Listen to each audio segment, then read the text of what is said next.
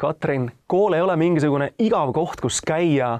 Te pakute ju õpilastele ka väga põnevaid huvitegevusi ja projekte. Milliseid täpsemalt? Loomulikult, et meil on erinevad huviringid, mida pakuvad meie sädeinimesed.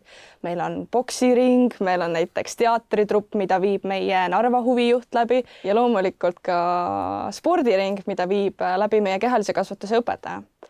Et kui projektidest rääkida, siis toetame hästi palju noorte omaalgatust ja ettevõtlikkust, ehk siis väga paljud meie sündmused ja projektid saavadki alguse tänu meie noorte ideedele. Et meie oleme lihtsalt need inimesed, kes annavad selle suuna või need tööriistad, millega edasi toimetada.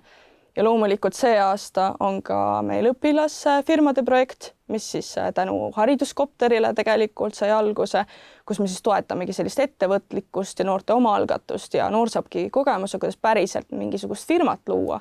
Ehk siis septembris meil on oodata sellist firmade avanemisbuumi. Te korraldate ka õpirännet.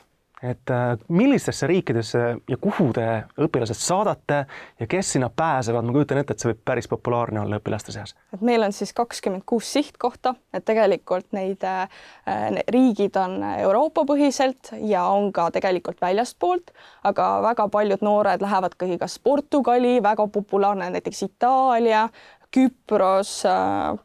Sinna pääsebki noor, kellel on tegelikult see tahe, et nad tahavad seda töökogemust saada ka väljaspool Eestit. Ja sinna saab noor, kellel on õppimine korras ja kes on ka eeskujulike käitumisega.